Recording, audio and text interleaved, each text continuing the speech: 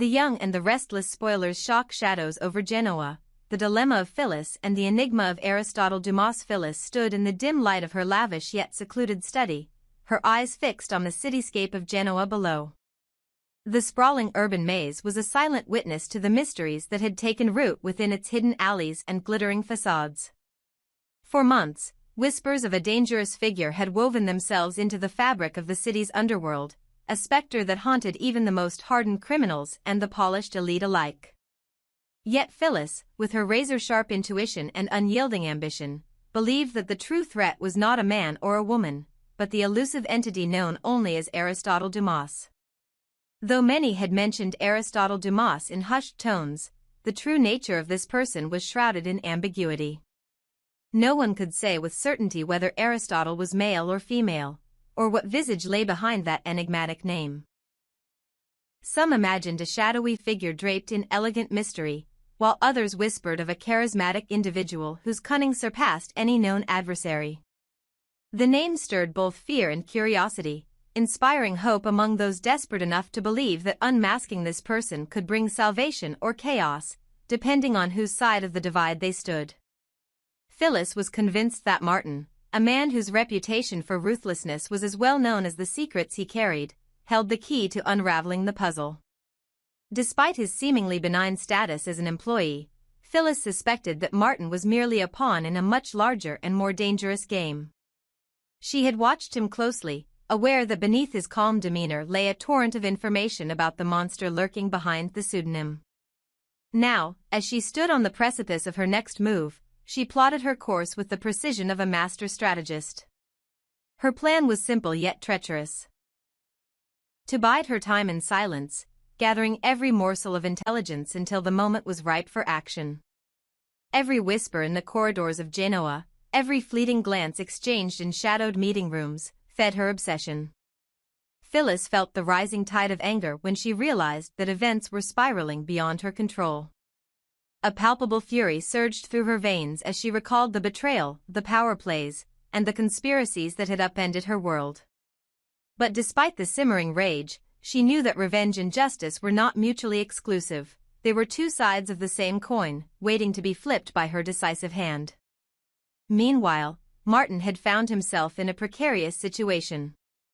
The police had placed him under constant surveillance, convinced that he was connected to several high-profile schemes that had rattled the city. Yet, unlike the wary and terrified, Martin exuded a brazen confidence. His actions were marked by an almost reckless boldness. A defiant proclamation that he feared nothing, even in the face of mounting opposition. His mission was clear, to eliminate those he deemed enemies, with a determination that left no room for hesitation. It was the same unwavering resolve that both intrigued and troubled Phyllis. Across the city, another character lurked in the background of this unfolding drama. Alain Laurent, a name once synonymous with power and influence, now languished behind cold, unyielding prison bars.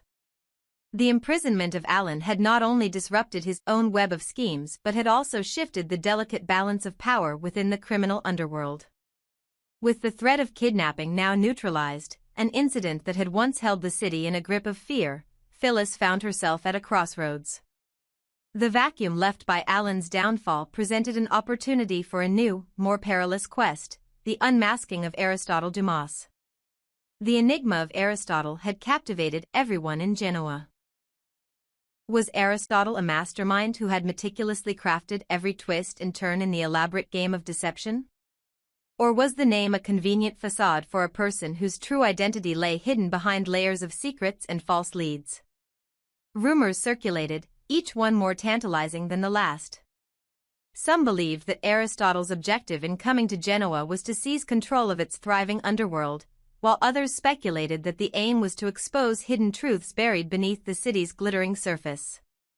For many, the mystery of Aristotle Dumas was an alluring riddle, a puzzle that, if solved, promised rewards beyond imagination. For Phyllis, the answer was more than an intellectual challenge, it was a personal mission. With her mind as sharp as a scalpel, she began devising a plan to lure Aristotle out of the shadows. Every piece of the puzzle had to be meticulously analyzed, every potential clue scrutinized. She knew that the slightest misstep could spell disaster not only for herself but also for the intricate network of alliances and rivalries that defined Genoa's volatile social landscape. Still, Phyllis's determination burned brighter than ever. If anyone could solve this mystery, it was undoubtedly her. Her strategy involved multiple layers. First, she planned to intercept Martin, whose information was crucial to deciphering Aristotle's true intentions. Though Martin had grown complacent under the assumption that his mundane role would protect him, Phyllis was aware that his bold demeanor was merely a mask, one that concealed the wealth of secrets he had accumulated. By discreetly monitoring his movements and interactions, she hoped to uncover details that would eventually lead her to the elusive figure. Simultaneously, Phyllis began cultivating alliances with those who had their own reasons to be wary of Aristotle Dumas. In whispered conversations held in dimly lit back rooms, she rallied like-minded individuals, disillusioned insiders, former adversaries, and even unexpected allies, who all shared a common goal: to expose the real face behind the name. As she wove this clandestine network together, Phyllis was acutely aware that trust was a rare commodity. Every ally was both a potential asset and a potential liability, and she meticulously verified each piece of intelligence that flowed into her grasp. Yet, despite the meticulous planning, the path ahead was fraught with uncertainty. The enigma of Aristotle Dumas loomed large, a phantom presence that seemed to defy conventional logic. Was Aristotle merely a myth, a creation of overactive imaginations fueled by fear and ambition?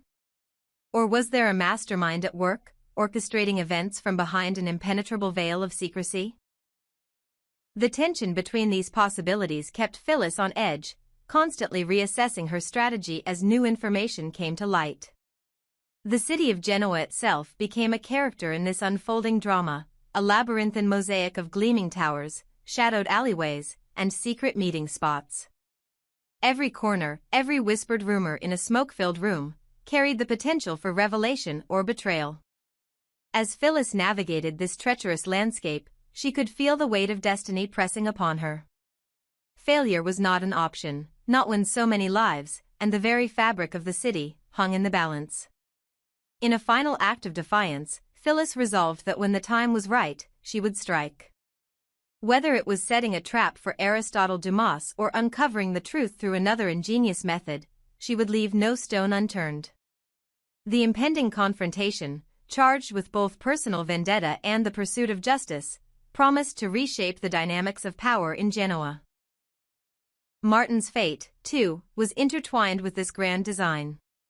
His fearless defiance against the police and his relentless drive to vanquish his enemies placed him on a collision course with the forces of destiny that Phyllis had so carefully orchestrated. As the night deepened, Phyllis gazed out over the city with a mixture of determination and apprehension. The puzzle before her was intricate and dangerous, but it was a challenge that she welcomed with open arms. In the murky world of espionage and subterfuge, where allegiances shifted like sand and danger lurked in every shadow, only the cunning and the relentless could prevail. Phyllis's inner monologue echoed the sentiments of the countless conspiracies that had unfolded within these urban confines. If anyone has the ability to solve this riddle, she thought, it is me. I will find Aristotle Dumas, expose the truth behind the guise, and reclaim the power that has been so recklessly thrown into chaos. Her mind raced with possibilities, strategies, and contingencies. Every minute detail of her plan was etched into her consciousness, a roadmap to a destiny that was as inevitable as it was dangerous. In the days that followed, as Martin continued his bold maneuvers under the watchful eye of law enforcement and Phyllis orchestrated her silent campaign, Genoa braced itself for the storm that was about to break. The enigma of Aristotle Dumas, the mystery of his identity and objectives, became the linchpin of a conflict that would determine the future of the city's underworld. Allies would become adversaries, secrets would spill into the open, and the balance of power would shift in unpredictable ways.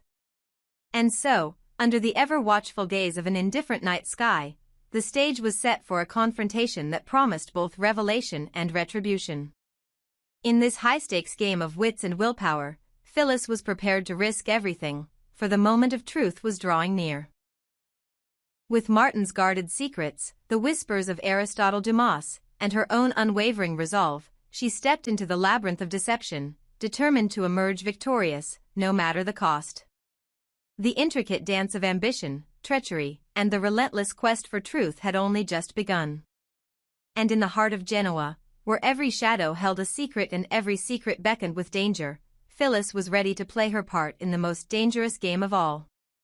This narrative weaves together the mystery of Aristotle Dumas, the undercurrents of danger surrounding Martin, and Phyllis's determined pursuit of truth and revenge. It creates a richly detailed world where every character's motivations and actions contribute to a larger, suspenseful story, a fitting expansion of your original outline. Phyllis lingered in the quiet of her penthouse apartment late into the night, the city lights of Genoa casting fractured patterns across the polished marble floor. Even in the safety of her own home, she felt the tremors of the past, echoes of that terrifying day when she was kidnapped, blindfolded, and left to wonder whether she would ever see daylight again. The trauma had imprinted itself on her psyche, the rush of adrenaline, the pounding of her heart in the pitch-black confines of a moving vehicle, and the agonizing uncertainty that someone powerful, wanted her silenced. Yet now, with Martin securely behind bars and Alan Lawrence's kidnapping ring dismantled, Phyllis allowed herself the rare luxury of calm. She told herself that the worst was behind her, that no one would dare abduct her again, at least not so brazenly. And so, amid the lingering unease, she discovered a sliver of solace, a quiet confidence that she could, at last, chart her own course without looking over her shoulder at every turn. But solace alone was not enough. Phyllis had always been a woman of action, and the sudden freedom of her schedule stirred a restless energy within her. The corridors of Abbott Communications had grown familiar under her leadership, but she sensed that her true calling lay elsewhere, something more thrilling, more dangerous, and infinitely more satisfying than the day-to-day management of a corporate empire. In the solitude of her study, she allowed her mind to wander, to imagine a project that would put her unique skills to the test and, at the same time, serve her deepest desire, to unmask the mysterious Aristotle Dumas. She recalled the scant research she had already conducted. Late nights poring over obscure financial records, deep diving into shipping manifests, scanning encrypted message boards, all had yielded tantalizing hints but no concrete leads. Aristotle Dumas remained as elusive as ever, a phantom identity that danced just out of reach. Phyllis realized that her initial efforts had lacked depth. She had scraped the surface of the digital world without delving into its darkest corners, without tapping the full extent of her cunning and technological savvy. A plan began to take shape. If she truly wanted to expose Aristotle, she would need to leverage every resource at her disposal, legal and illicit alike. The corporate databases of Abbott Communications, while valuable, were only a starting point. What she needed was direct access to the clandestine networks where pseudonyms like Aristotle Dumas were born and bred, underground hacker forums, dark web marketplaces, encrypted chat rooms used by operatives who dealt in secrets and blackmail. Phyllis knew enough about hacking culture to be dangerous. Years ago, she had dabbled in code-breaking as a hobby, fascinated by the interplay of logic and creativity required to outsmart firewalls and intrusion detection systems. Now, however, she faced a much higher stake than a weekend puzzle, the identity of a figure whose reach and threat extended far beyond Genoa's city limits. She decided to recruit a small team of experts, former cybersecurity consultants who had left the corporate world for the thrill of freelance work, a reclusive cryptographer who communicated only through carefully vetted intermediaries, and, most daringly, a young prodigy she had once mentored at Genoa University's computer science department. The prodigy, a student named Riley Chen, had shown exceptional talent in ethical hacking competitions and possessed an insatiable curiosity about secret sharing protocols. Riley had no idea that the next challenge would involve unmasking one of the most secretive figures in the underworld. Phyllis drafted a discreet invitation, a single line of text embedded in a seemingly innocuous email, delivered via an anonymized account. "I have a project that requires your particular skill set," it read. "If you're interested, meet me at the old pier warehouse, midnight tonight." Come alone. She sent it to Riley's university address, confident that the thrill of a clandestine midnight meeting would be impossible to resist. Meanwhile, Phyllis set about securing her own digital footprint. She created a series of burner accounts, each one meticulously layered behind virtual private networks and rotating proxies. She arranged for a private server in a remote jurisdiction, paid for in cryptocurrency, to host the initial phases of the investigation. And she contracted a discreet firm to provide on-the-ground surveillance, innocuous-looking security cameras and audio recorders hidden in strategic locations around the city's tech hubs. By the time midnight arrived, Phyllis was ready.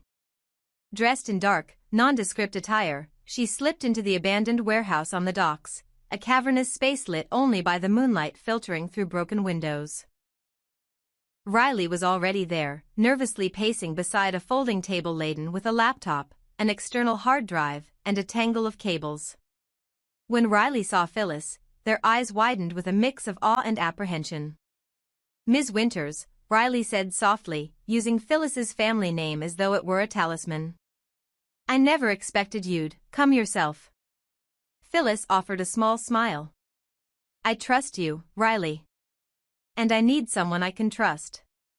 The target's name is Aristotle Dumas. We don't know if it's a man or a woman, or whether that person even exists under that name. But we have to find out, and fast." Riley nodded, fingers already flying over the keyboard. "I've been monitoring several darknet forums. There's chatter about a Dumas protocol, an encrypted file-sharing method used by high-level operatives. If we can get a hold of that protocol, maybe we can trace it back to its source." "Good," Phyllis said, stepping into the halo of the laptop's glow. "But be careful. We're not the only ones hunting Aristotle Dumas. Whoever they are, they've got resources. They'll notice probes and intrusions." Over the next several hours, they worked in tandem. Riley's nimble code cracked into a hidden node within the Tor network, retrieving a fragment of the Dumas protocol. Phyllis analyzed the metadata, isolating an IP range that pointed, tentatively, to a cluster of servers in Eastern Europe. She cross-referenced the findings with Abbott Communications shipping logs, searching for any anomalies that might indicate a front company. A pattern emerged: a shell corporation registered under a barely pronounceable name, set up precisely 2 weeks before Martin's arrest. The corporation had paid for a suite of servers in Bucharest, billed through a series of anonymous cryptocurrency transactions. "This is it," Phyllis breathed, her pulse quickening. "That's where Aristotle Dumas is operating from." Riley exhaled, eyes shining with exhilaration. "We could plant a tracer in their codebase.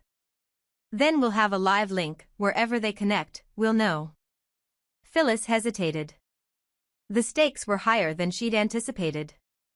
Tracing Aristotle in real time would require a deep penetration exploit, one that could expose them both if discovered. But she steeled herself. "Do it. And make sure it's undetectable. If they sense us, they'll vanish." As Riley worked, Phyllis allowed herself a moment to reflect on how far she had come. The frightened, traumatized woman who had been kidnapped months ago now orchestrated a high-risk cyber operation aimed at unmasking a phantom enemy. She felt a surge of pride, and something deeper, a vindication of her resilience and resourcefulness. No longer merely the CEO of a communications firm, she was a strategist, a hunter, a force to be reckoned with. By dawn, the tracer was in place. Phyllis watched the terminal screen as data packets began to stream in encrypted, obfuscated, but unmistakably alive. Somewhere, in a dimly lit server room half a world away, Aristotle Dumas was active, their digital presence flickering across the globe. The game had begun. Phyllis leaned back, exhaustion and exhilaration warring within her. The path ahead was fraught with danger, counter-intrusion attempts, false leads, potential betrayals. Yet she felt more alive than ever.